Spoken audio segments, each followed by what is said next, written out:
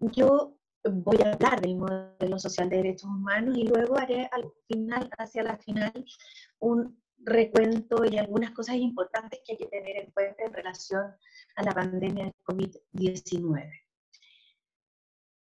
Muchos de ustedes habrán escuchado que con anterioridad a las guerras mundiales, la persona con discapacidad estaba inmersa en un modelo que se llama de caridad o benéfico, donde la persona con discapacidad era responsabilidad total y completa de su familia y por lo tanto la titularidad era hacia prestaciones de caridad.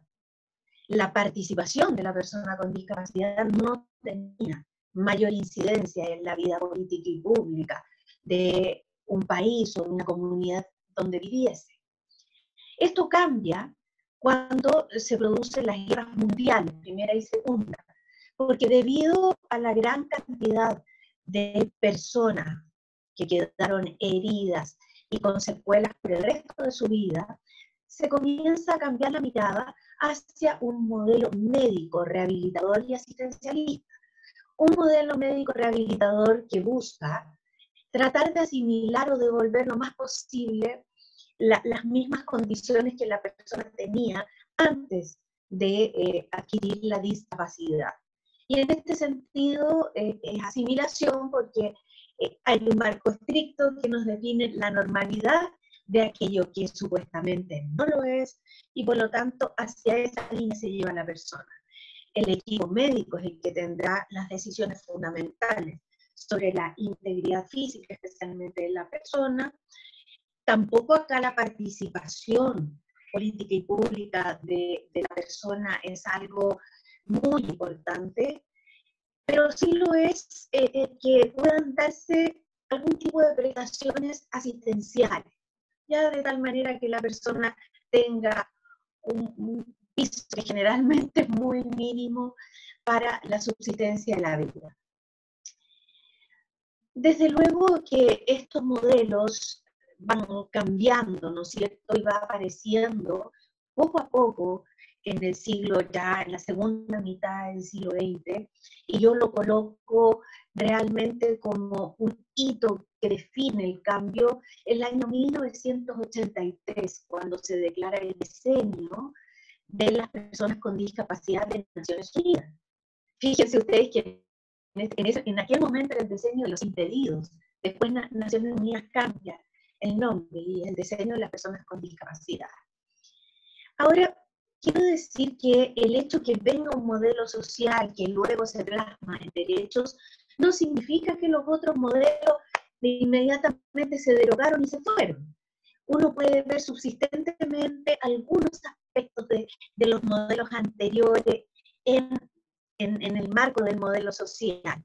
O sea, hay una zona ahí en que todavía aquellos modelos siguen estando presentes, el caritativo, el médico asistencialista. Por ejemplo, demuestra un botón. Muchas veces cuando se legisla o cuando se hacen políticas públicas, se habla de los beneficios que recibirá la persona con discapacidad. Por supuesto que en un lenguaje de modelo social no estamos hablando de beneficios, sino que son condiciones que debe tener la persona para poder desarrollarse. Y es así como se va desarrollando la conceptualización del titular de derecho, que es la mejor forma de explicar el modelo social de las personas con discapacidad. Porque nos dice, por un lado está la persona que presenta una deficiencia. En inglés es impairment, que es traducido como deficiencia, por eso ocupo esta palabra.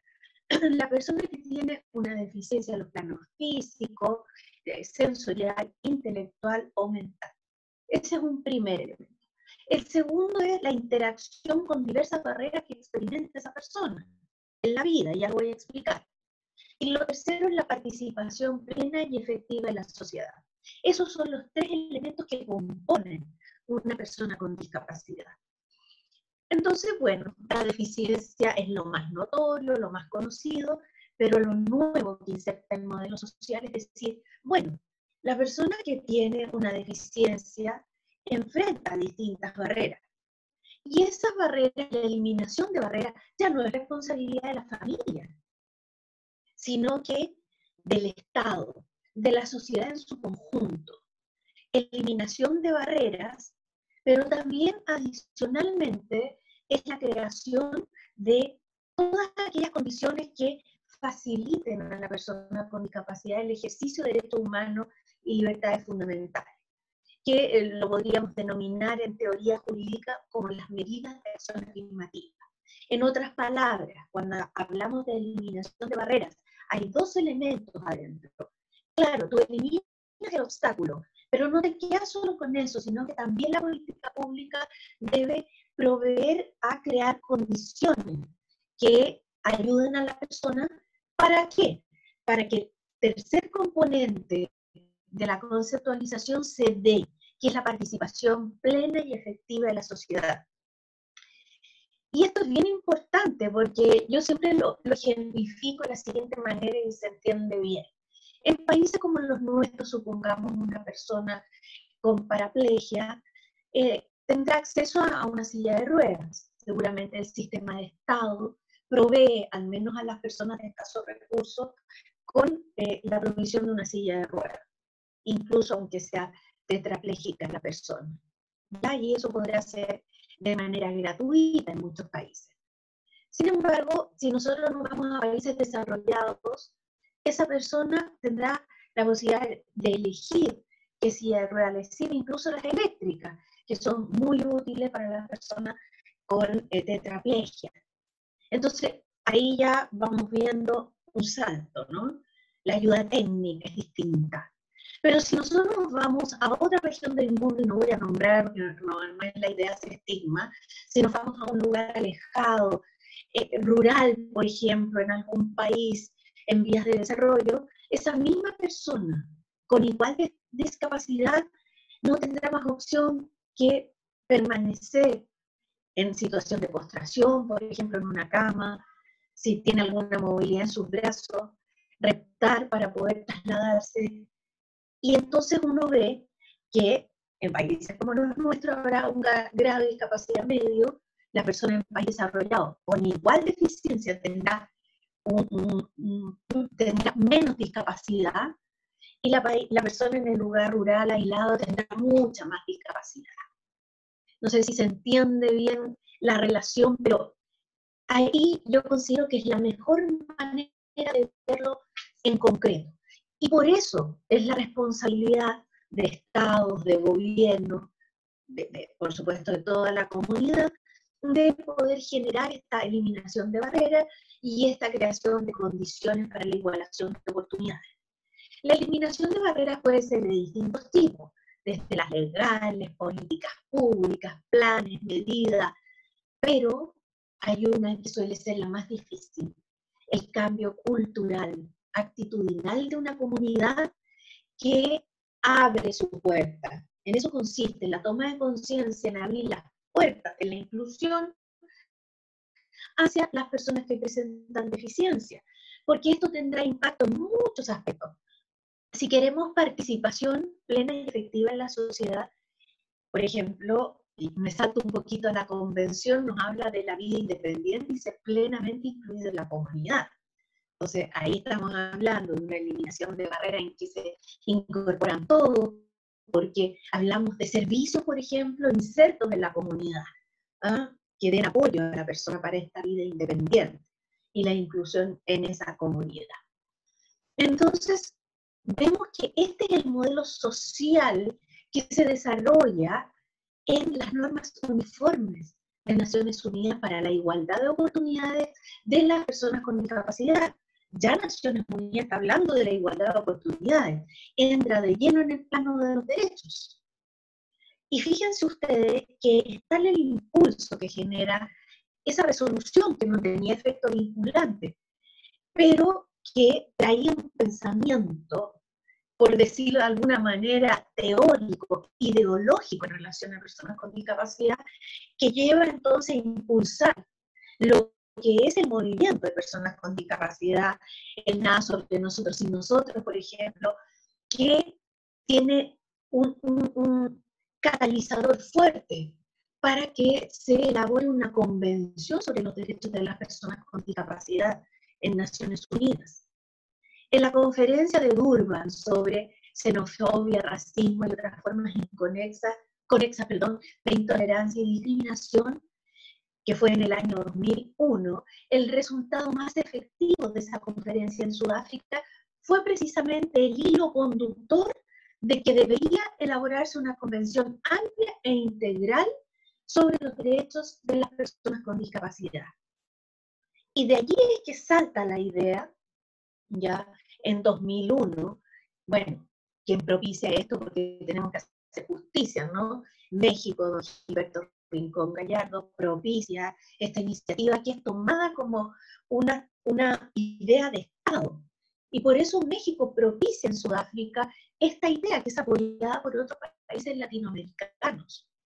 En el año 2002 entonces se constituye el Comité Ad Hoc para la elaboración de esta convención internacional. Trabajo que dura 4 años, en donde de manera muy señera trabajan las personas con discapacidad a través de sus organizaciones representativas, expertos independientes, integrados, por ejemplo, en delegaciones de los estados. Los estados que me tocó vivir ese proceso, por eso lo puedo decir con propiedad, que tomaron un compromiso muy serio a esta situación de las personas con discapacidad, y empieza entonces a haber toda una promoción en los estados partes, que son más de 190, para que exista esta convención. Y fíjense ustedes que el staff de Naciones Unidas, desde la Secretaría General en adelante, todos se convencen que es necesario hacerlo.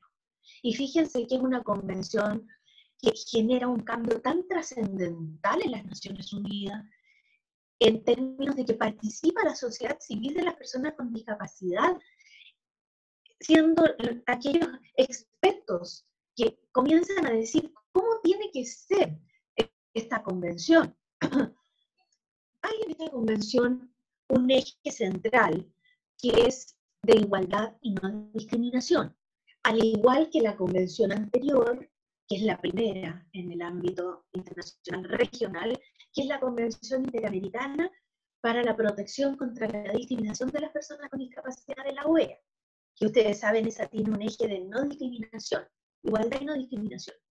Entonces se empezó a discutir si iba a ser como esa, con un eje de igualdad y no discriminación. Pero la opinión mayoritaria fue que era la oportunidad de que fuera una convención amplia, que se refiriera a todos los derechos, además de la igualdad y discriminación, a los distintos derechos. Y por eso es que esta convención tiene, y reitero, el eje de igualdad y no discriminación, pero tiene un segundo eje que se llama de los derechos diversificados en razón del grupo. ¿Por qué? Porque había un pacto internacional de derechos civiles y políticos y un pacto internacional de derechos económicos, sociales y culturales, que decían todo: el derecho a la vida, la integridad física, el derecho a la educación, el derecho al trabajo, todo lo mismo, que es aplicable a todos los seres humanos.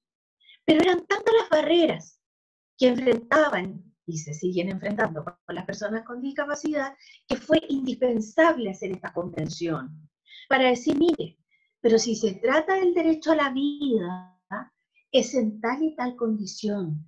Si se trata del derecho a la educación, es en tal y tal condición. Y así va especificando los distintos derechos. Y aun cuando se dijo que no creaba derechos nuevos, sí los crea. Porque cuando uno va a ver esto de la vida independiente y ser incluido en la comunidad, eso no estaba en otros tratados internacionales, no estaban los ajustes razonables, no estaba la accesibilidad, ya que se ha dicho, no, no es un derecho. Bueno, eso es discutible, pero que crea una figura jurídica de significación e impacto trascendente, como lo señalé en la última conferencia de Estado Parte del año pasado, desde mi punto de vista, la accesibilidad es la figura más transversal que se ha producido en el siglo XXI en el ámbito jurídico. Y los ajustes razonables también es una innovación jurídica. Yo podría seguir nombrando Pero lo que quiero es que quede asentada la idea de que esta convención es bastante innovadora, yo diría casi revolucionaria en el ámbito jurídico. Cuando se nos habla de la participación política y pública, por ejemplo, donde no deben haber restricciones a personas con discapacidad. Pero hay un elemento que es el corazón de la convención. El corazón por la trascendencia que tiene, que es el artículo 12, el igual reconocimiento de la persona ante la ley, y que es el artículo más conocido como el de la capacidad jurídica, ¿ya? Dice, ya no más voluntad sustitutiva, sino voluntad con apoyos y salvaguardias para su ejercicio. Y en eso estamos los países debatiendo cómo serán los sistemas de apoyo, y algunos países de nuestra región ya han progresado bastante en esto, como es el caso de México, perdón, el caso de Perú. Y esto significa entonces que aquí hay un cambio fundamental, porque ya la persona, y esto de la capacidad jurídica, deja de ser solamente para los bienes de una persona, y pasa también a ser sobre la persona en su estructura física, corporal y psíquica.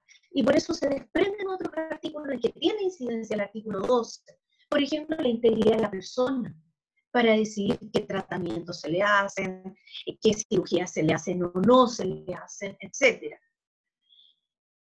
Cuando nos referimos a aspectos de tratos crueles, inhumanos o degradantes y torturas, que en general esto no había sido visibilizado por los expertos en tortura, que son todas las psicocirugías, esterilizaciones forzadas, y etcétera, etcétera, en las situaciones de institucionalización.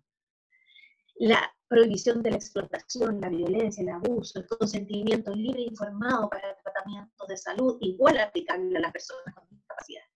Entonces, este artículo 12 tiene una implicancia que traspasa el resto de artículos de la Convención, incluido el acceso a la justicia, porque ustedes sabrán que muchas inequidades se han producido porque personas declaradas interdictas finalmente no pueden acceder a la justicia, y esto ha significado afectaciones de derechos graves, como que una persona que dicen es inimputable, se le aplica una medida de seguridad en que pasa detenido 10 o 20 años, que sería mucho más que si la persona, habiendo sido culpable, hubiese sido sancionada.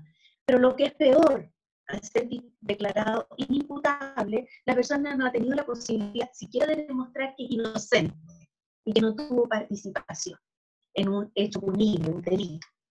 Entonces, ahí hay como todo este desprendimiento importante. Por otro lado, entonces, está la columna vertebral, yo así lo nombro. Este es el corazón, el de la capacidad jurídica, y la columna vertebral es la accesibilidad. La accesibilidad en sus diversas áreas. Por supuesto, a todo lo que es el espacio físico, la información, las comunicaciones, el transporte, los procesos, los procedimientos, los bienes, productos, servicios, etc. Es la más amplia gama, que es este puente, pilar y puente para el acceso al ejercicio de derechos humanos y libertades fundamentales.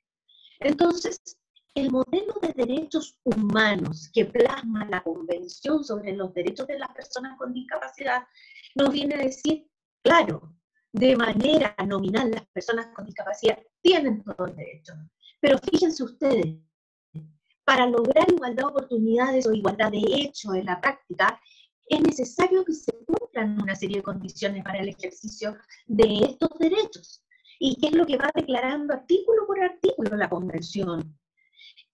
Atiende también la situación de las mujeres con discapacidad, ya haciéndose cargo de las múltiples formas de discriminación que experimentan, y que los estados deben tomar las medidas para el desarrollo, adelanto y potenciación de mujeres y niñas con discapacidad. Atiende a la situación de niños y niñas con discapacidad en particular, donde debe ser considerada la opinión del niño, así como lo decía ya hace años la Convención sobre los Derechos del Niño, pero también con todos los apoyos para que ese niño o niña pueda expresarse, pueda decir su voluntad. Y esto lo podemos extrapolar a la educación.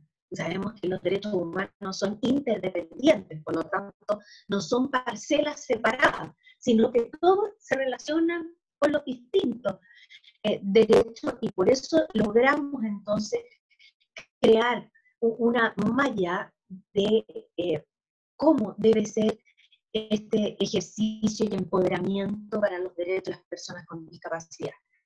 Y la participación, vuelvo a esto porque es un elemento muy importante, la participación plena y efectiva en la sociedad, que va desde el derecho a voto, que es lo más básico, hasta la participación en todas las escalas, ya la escala nacional, regional, local, pero también en la escala de la junta de vecinos, de los centros de madres, etcétera, etcétera. Todo lo que pueda haber en una sociedad, los clubes deportivos, todo. ¿Ah? Toda la participación transversal de las personas con discapacidad. Y no solamente esa participación con el derecho a voto, sino también el derecho a ser elegidos. ¿Ya? Y eso yo creo que hay que siempre tenerlo en consideración, y hemos tenido la alegría de ver en este siglo que sí ha habido personas con discapacidad que han llegado a altas magistraturas de poder. Y eso, con afinidades o discrepancias, no deja de ser un valor en cuanto una sociedad abre su mentalidad, su criterio, su toma de conciencia, y vota por personas con discapacidad para altos cargos. Bueno, dicho esto, decirles que este modelo de derechos humanos es un modelo que nos obliga a hacer legislación y políticas públicas de manera científica. Por lo tanto, la recopilación de datos y estadísticas es un elemento fundamental para que podamos progresar. Y también la cooperación internacional en ayuda de aquellos países que lo requieren, que no solamente será en dinero, podría ser en dinero, pero también en otras colaboraciones técnicas. Y fíjense ustedes que esta convención establece un mecanismo de monitoreo a nivel nacional que debe contemplar la participación de sociedad civil, y es una contribución. No son los espías dentro del sistema, sino una contribución que habla muy bien de un país. Habiendo sido presidenta por 2 periodos en el comité, conozco las sensibilidades, conozco la mirada de los expertos, en que un país que se muestra como un organismo interno de revisión es muy bien visto, es muy bien considerado. Y bueno, ustedes saben que existe un mecanismo internacional que es el Comité sobre los Derechos de las Personas con Discapacidad, 18 expertos que revisan la situación de los estados y revisa los informes oficiales en equiparación de oportunidades con los informes de la sociedad civil, informes complementarios, que en general ayudan mucho a la revisión porque apuntan a aquellos aspectos en que hay dificultades. Claramente decir que no se debe tomar la presentación ante un comité como la presentación a un tribunal que va a colocar la guillotina, en ningún caso. Yo quiero afirmar que los países, tanto desarrollados como en vías de desarrollo, tienen desafíos. No hay nadie que haya llegado a la perfección, ¿ya? Y esto lo revela la pandemia. Entonces, por eso debe tomarse las observaciones finales del comité como un elemento muy valioso que orienta cómo un Estado puede seguirlo haciendo. No me voy a referir al protocolo facultativo acá, porque si no, no voy a poder mencionar lo que deseo sobre la pandemia, ¿no? ¿Qué es lo que ocurre? Con este modelo social que tenemos, que nos resguarda, enfrentamos una pandemia. Una pandemia que, desde mi punto de vista, nos ha dicho que hemos cumplido en alguna manera la convención, pero en otras partes no la hemos cumplido. Porque no la hemos cumplido en la medida que estamos todos trabajando intensamente para ver cómo podemos suplir una serie de vacíos que se producen.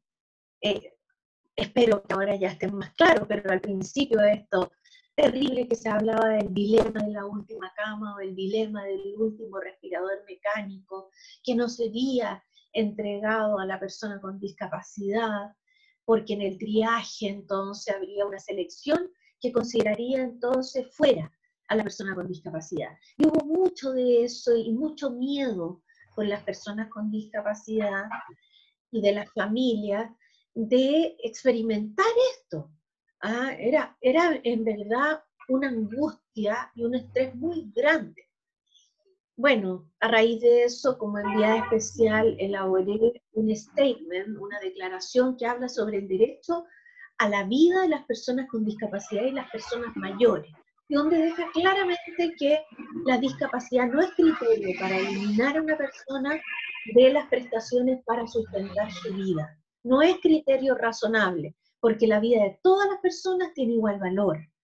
Y que negar las prestaciones en salud, como serían los apoyos para la vida, incluido el respirador mecánico, sería una discriminación por motivo de discapacidad, que está sancionada por la Convención. Y además sería un trato cruel, inhumano, para la persona con discapacidad, que también está sancionada en la Convención como una forma de tortura. Esto yo creo que ha ido quedando claro en los países a través de estos statements, declaraciones, para que la persona con discapacidad por lo menos disminuya una angustia, un estrés, una incertidumbre de que si va a un servicio no sea atendido. Se ha ido desarrollando el concepto que en algunas discapacidades entrar a una urgencia con un acompañante constituye un ajuste razonable. Ustedes saben que en la urgencia hay que entrar solo, ¿ya? Hay una serie de procedimientos bastante intensos que se realizan allí, y si una persona necesita mediación para entender esto, el acompañante, el asistente, es un ajuste razonable para esa persona, que se encontraría en plena indefensión si no contara con esto, ¿no? Lo mismo el apoyo para que la persona pueda expresar su voluntad frente a ciertos tratamientos, ciertas decisiones de tratamientos que deben aplicarse a la persona.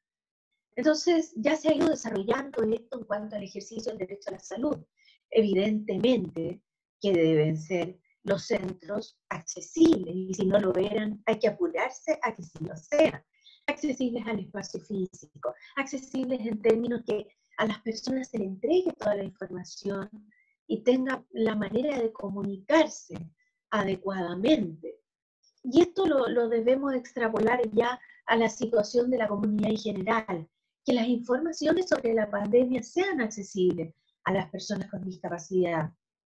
Y si llegamos a lo que es la comunidad que no está internada, evidentemente las cuarentenas deben manejarse con criterios de razonabilidad para que las personas con discapacidad estén seguras que van a poder recibir el suministro para provisiones para sustentar su vida en términos de comida, de agua, que pueden ir sus asistentes personales en aquellos casos en que la persona lo requiera, o la rehabilitación en caso que lo requiera de manera permanente, y que su salud mental será atendida virtualmente, ya sea teléfono, computador, que deberá proveerse a las personas con discapacidad esa tecnología si no la tuviesen, y hacer una capacitación rápida, y luego entonces todo lo que significa la atención directa a domicilio con las precauciones del caso, si es que la persona lo necesitara, o en casos de situaciones de emergencia, el grupo crítico que pueda manejar alguna situación de emergencia por la angustia, el estrés, la depresión, etc. También, y ya se ha empezado a regular en países, el tema que durante una cuarentena deberá haber una cierta flexibilidad para que personas, por ejemplo, del espectro autista, que requieren una rigurosidad, si están en la costumbre de salir por unos minutos al exterior, que puedan hacerlo, con las precauciones del caso. Y bueno, de allí se teje todo cómo deben ser ejercidos los derechos, como la educación a distancia, sabemos. La accesibilidad para los estudiantes no es tan fácil. Por otro lado, el trabajo a distancia, el teletrabajo, que se ha hablado bastante, dentro de quienes puedan ejercerlo. Y ya para otro capítulo posterior, todas las medidas post-pandemia, que van a tener que venir, por supuesto, para todo lo que es el impacto económico, socioeconómico, que ya se vive ahora, y que se vive de manera amplificada para las personas con discapacidad. Entonces, hay bastante que hacer y en lo cual los estados deben ocuparse por sí, por el espacio fiscal, por la cooperación internacional, de poder brindar este tipo de prestación a las personas. Y yo quiero decir que evidentemente la convención no se suspende porque exista la pandemia.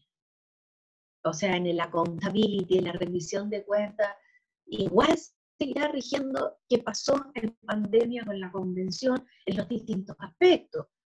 Habrá un tratamiento de contexto, por supuesto, pero no es que se suspenda, así como tampoco se suspenden los objetivos de desarrollo sostenible, ya que ahí sabemos, nos hablan una serie de cosas que impactan a personas con discapacidad y en los indicadores se nombran.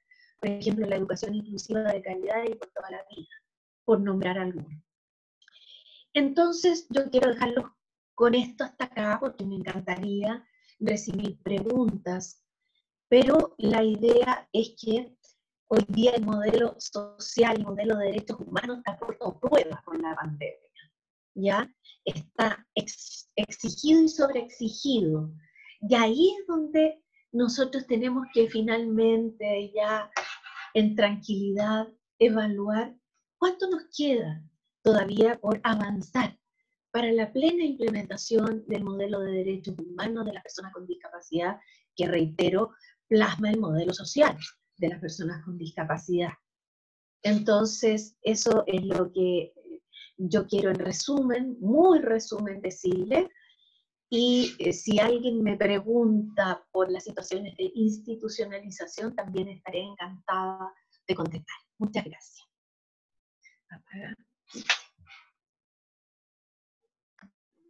Bueno, muchas gracias. Aquí tenemos algunas preguntas. ¿Cómo está la situación en Chile con respecto al acceso a la justicia y a los operadores de justicia en el contexto de esta pandemia? ¿Cuál es la experiencia allá? Bueno, la experiencia, yo haría un balance positivo en el sentido que había un fallo muy trascendente en los últimos días.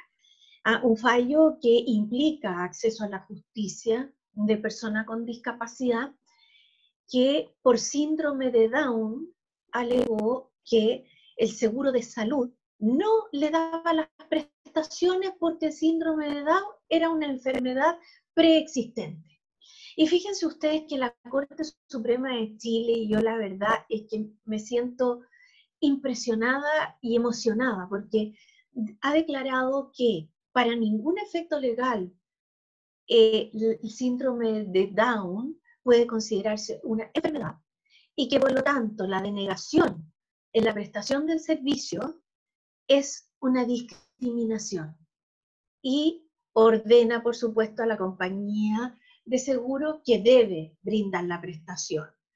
Y hoy día en la mañana, antes de venir acá al web seminar, fíjese que las noticias, está el impacto que causó ese fallo, que va a también alcanzar a las personas, por ejemplo, del espectro autista, a quienes tienen parálisis cerebral, a quienes tienen labio leporino, a quienes tienen cardiopatías congénitas y muchas otras. Por lo tanto, nadie le va a poder denegar prestación de seguros, cobertura de seguros de salud cuando tengan estas situaciones, que el fallo la llama no enfermedades, son condiciones, no enfermedades.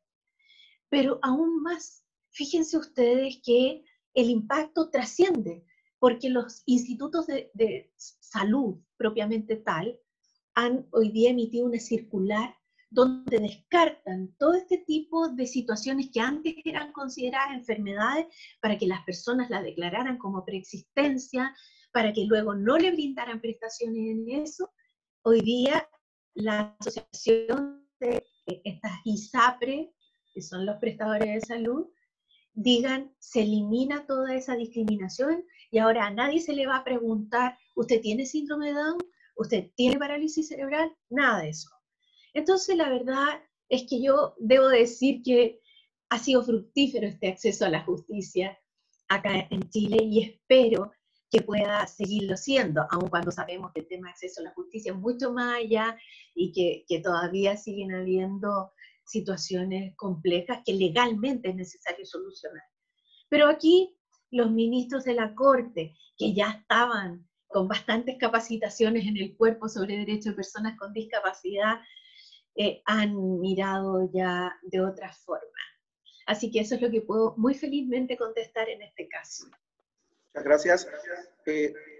También se pregunta sobre el tema de la realidad, en el caso, pues, la prensa de su país o de los reportes que usted tenga sobre la violencia doméstica hacia las mujeres y niños con discapacidad. Bueno, esta situación es la segunda pandemia, como se ha llamado, ¿no?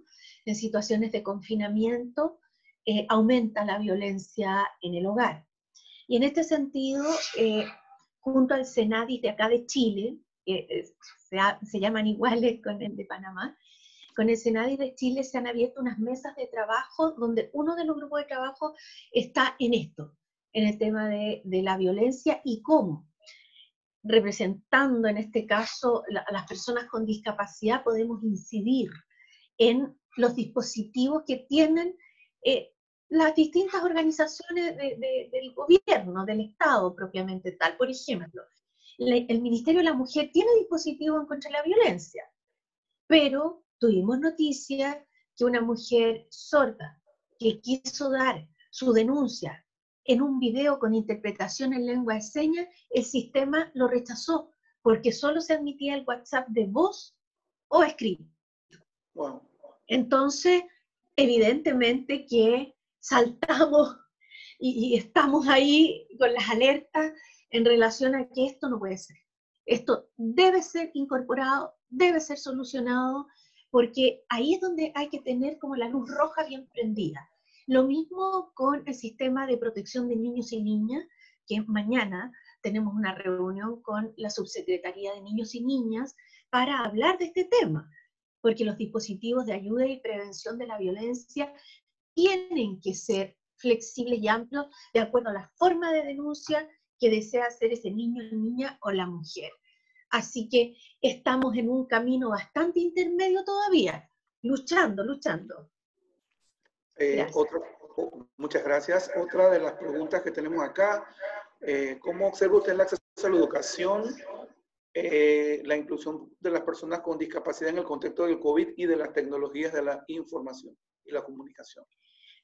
Bueno, sin duda la tecnología de información y comunicaciones es un tremendo avance para que exista la educación a distancia. Eso no lo podemos negar, ¿ya? Para esto hay dos salvedades. La primera salvedad es que no todos los niños y sus familias tienen el acceso a esas tecnologías. Y ahí es donde los ministerios de educación deben poder, ¿cómo diría yo?, ajustar sus presupuestos en orden a proveer de esas ayudas tecnológicas a los estudiantes con discapacidad, hacer esa capacitación rápida que les permita usarlo. En lo práctico también hay que tener bien en cuenta que hay hogares en pobreza que no tienen acceso a la tecnología computacional, donde, por ejemplo, la ayuda podría ser, lo digo así, pero pueden ser muchas más, un teléfono celular, donde puedan acceder a esta educación.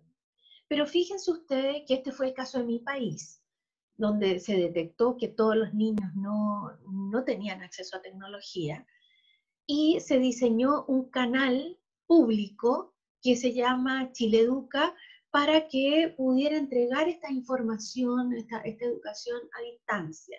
Pero en ese caso, al principio no se reparó que era necesaria la interpretación en lengua de señas.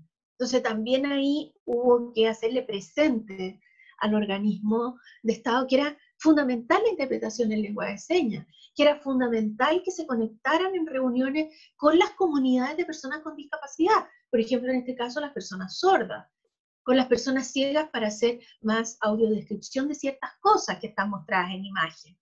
Entonces, sí, hay una apertura en lo positivo, pero la discapacidad siempre tiene que hacer como la catalización, dar el paso más, teniendo, por decirlo, el escudo de la Convención sobre los Derechos de las Personas con Discapacidad.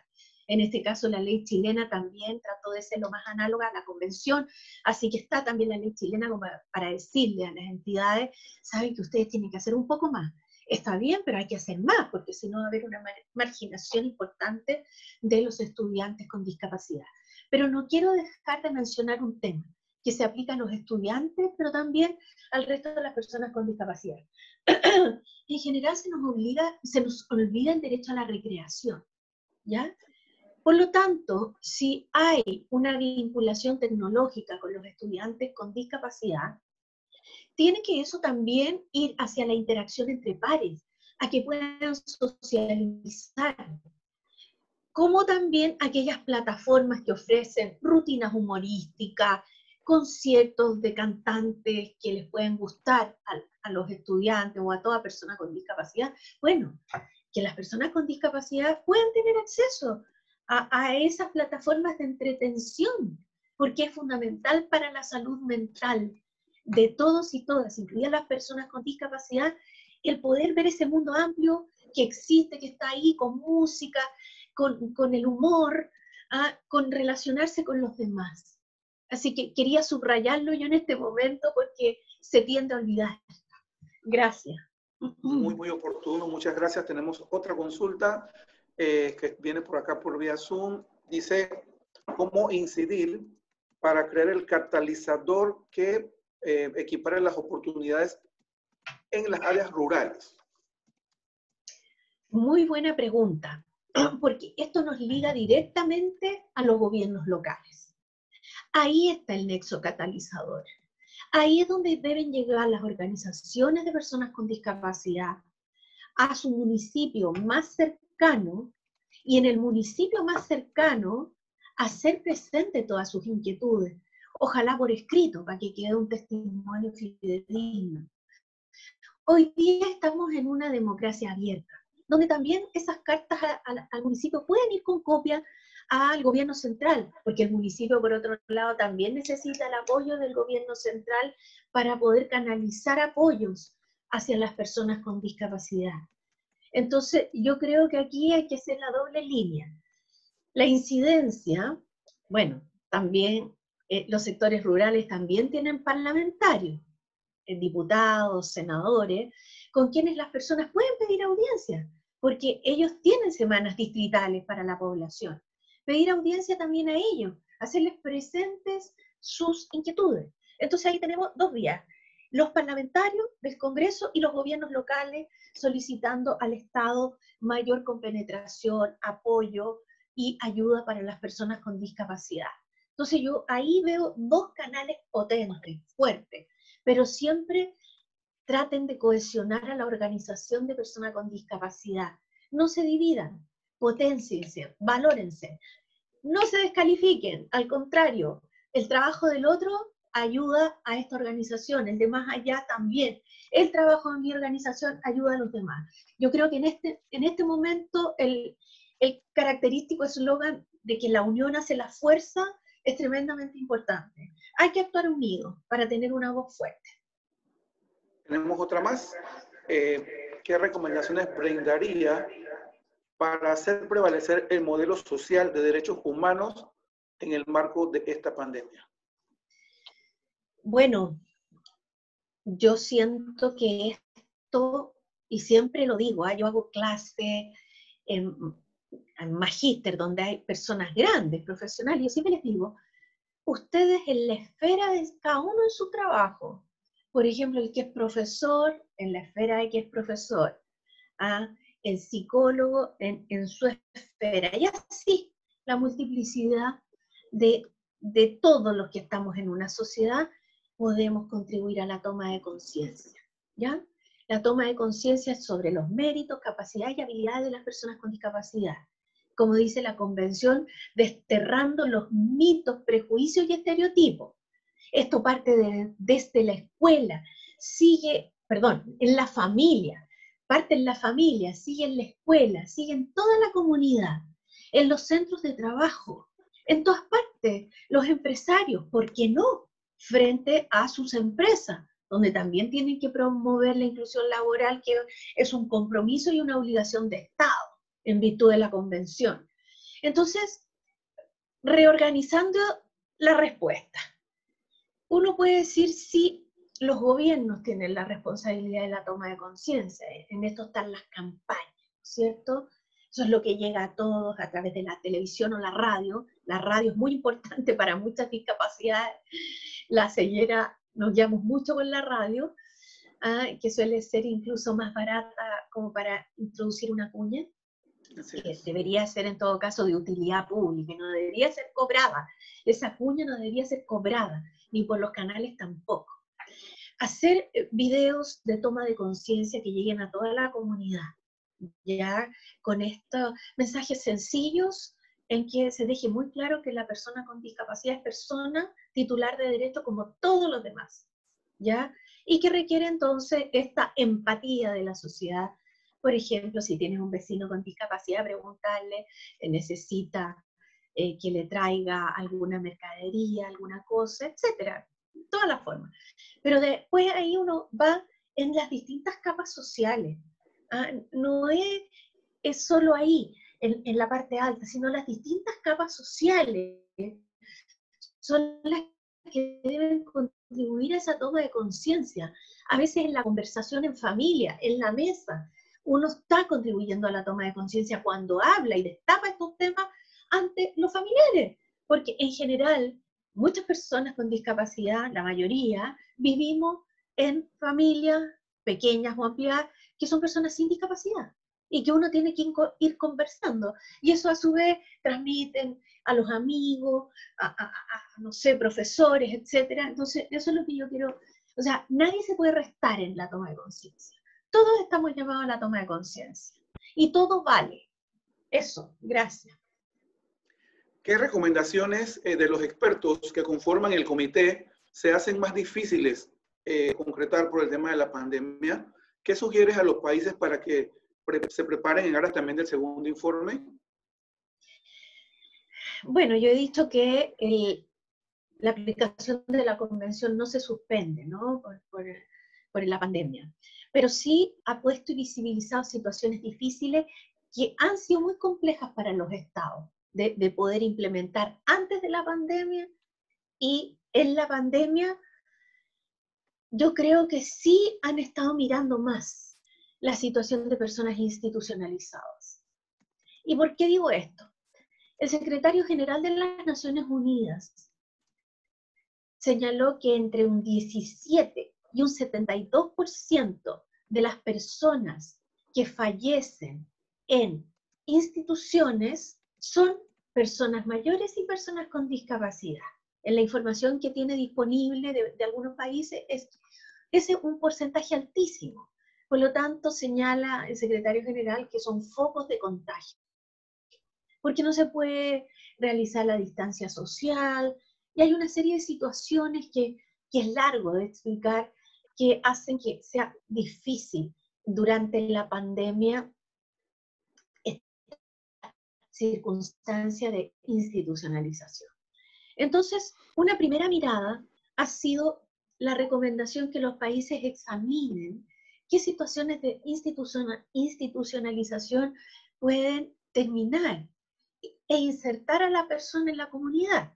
Obviamente que no se trata de dejarla en la calle, se trata de, si es posible, reinsertarla en su familia cercana o en la familia ampliada.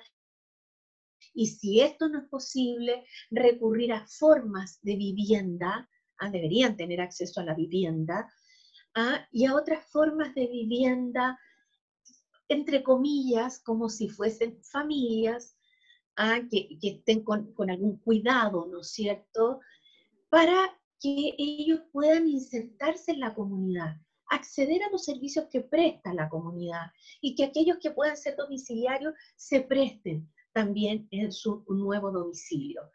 Yo creo que aquí hay un desafío significativo que debe ser mirado por todos, sin miedo, porque es un desafío que tiene que catalizarse en la pandemia, pero con las condiciones que protejan los derechos de las personas, pero también es un proceso que tiene que no descuidarse cuando salgamos de la pandemia. Es algo que debe seguir para que no tengamos que conocer de tanta situación terrible que viven muchos seres humanos en estas instituciones.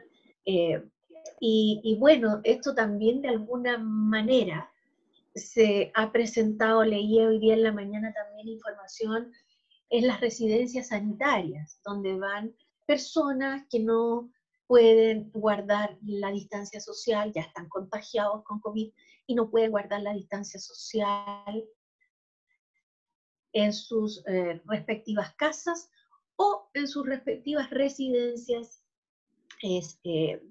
residencias comunitarias e instituciones. Ya, no comunitarias, perdón, instituciones.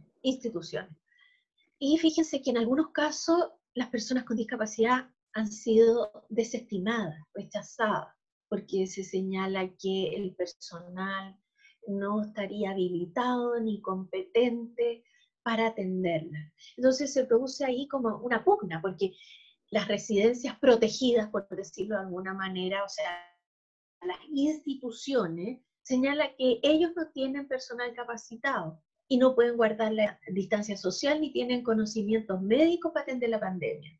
Pero si quieren ir a las residencias sanitarias donde hay personal capacitado médico, se les dice que no, porque no estarían ellos competentes para.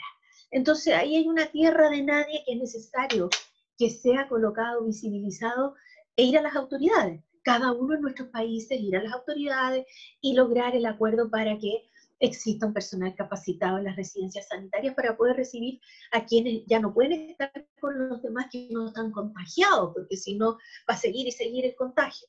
Entonces yo creo que estas temáticas son las difíciles, pero que no podemos hacerle el quite. No se puede hacer el quite a eso. Aquí tenemos un comentario también para finalizar. En realidad, como estamos hablando de una charla, de una conferencia titulada Modelo Social, la realidad es que este modelo también sufre digamos, su estructura precisamente, como dice el siguiente comentario, la pandemia ha reforzado el modelo médico. ¿Qué implicaciones tendrá?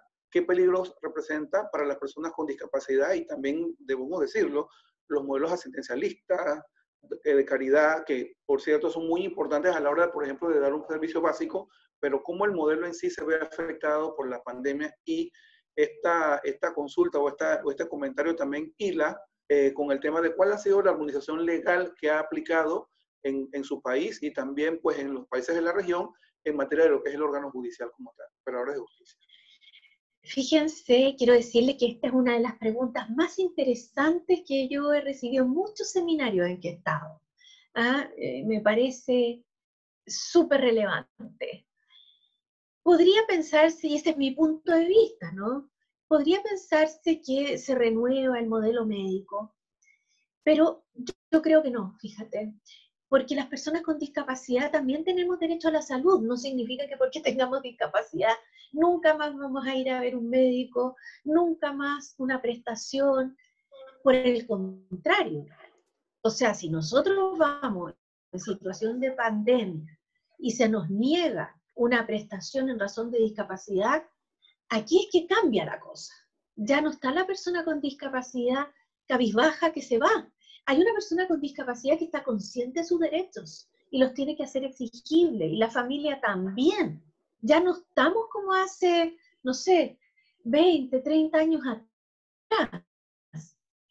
¿Ya? Nosotros, como personas con discapacidad, tenemos derecho a la atención médica, pero tenemos derecho a eliminación de barreras, y por eso exigimos accesibilidad a la información, a las comunicaciones, al espacio físico, exigimos ajustes razonables a través de un acompañante. O sea, hay una serie de cosas, pero depende de nosotros hacer la exigibilidad. O sea, eso está claro. Porque no es de mala voluntad. Los médicos, claro, tienen otra formación. ¿Aló? Los médicos tienen otra formación, que es necesario irlos haciendo que tomen conciencia. Por ejemplo, acá en Chile, en estas mesas con amplia participación de la sociedad civil, hicimos era una especie de instructivo que se le tuvo que poner recomendaciones para el personal médico. Y ahí le decimos claramente al personal médico todos los puntos que ellos tienen que respetar. Y hemos hecho esto con lo extensivo a los directores de hospitales, clínicas, etcétera, centros de urgencia, para que ellos lo hagan obligatorio a sus funcionarios. Lo hemos hecho lo mismo en lenguaje sencillo, para que lo reciba el personal médico, que va a leer rápido, pero que sepa que es eso lo que le están diciendo, y cartillas de derechos, instructivos de derechos para las personas con discapacidad. Entonces, yo creo que de esta manera es que se va trabajando rápidamente la toma de conciencia. Y en cuanto a la pregunta de acceso a la justicia, yo creo que de alguna manera se reitera lo que ya se dijo. Sí se han ido haciendo adecuaciones del acceso a la justicia, tanto en este país, mi país, como en otros países de la región. Argentina lo ha ido haciendo desde hace bastante más tiempo. Y yo creo que esos trabajos hoy día demuestran una validez, porque cuando yo mencioné la sentencia de la persona con síndrome de Down, estoy mencionando algo muy importante, que es un quiebre total de paradigma, lo está diciendo los tribunales, la justicia. Y fíjense ustedes, porque lo hace de manera muy inteligente, lo dice, para efectos jurídicos. O sea, nadie le va a poder contradecir a la Corte sobre esto, aun cuando la OMS aún diga que el síndrome de Down es una enfermedad de la alteración del cromosoma 21. ¿Te fijas tú? Esa es la diversidad de cómo manejar un lenguaje jurídico adecuado y que hoy día está produciendo un efecto en cadena positivo. Por eso no es que yo incite a las personas a demandar, ni mucho menos, pero cuando es necesario hacerlo, es el mecanismo que la democracia entrega para que uno pueda hacer exigibles sus derechos cuando no es escuchado por las instancias cercanas, ¿ya? Ahora, sí debo decir que los CENADIS son un engranaje muy significativo para canalizar estas consultas, estos requerimientos, como para decir, ha pasado esta situación y aquí los veo en el CENADIS de mi país, tratan de ir a resolver. En cuanto se enteran de la situación, tratan de ir a resolver. Por ejemplo, el caso de una niña con síndrome de Down antes del fallo, es que al principio la familia alega que no querían llevarla a la UCI y al ventilador mecánico. Y la familia entonces movió mucho el ambiente, movió presa, el CENADIS tomó carta y habló con el hospital y la niña tuvo acceso a las prestaciones y se recuperó, hoy día está sana. Entonces yo creo que es un trabajo mancomunado, la verdad es que es de todos. Queremos agradecer la participación de María Soledad Cisternas.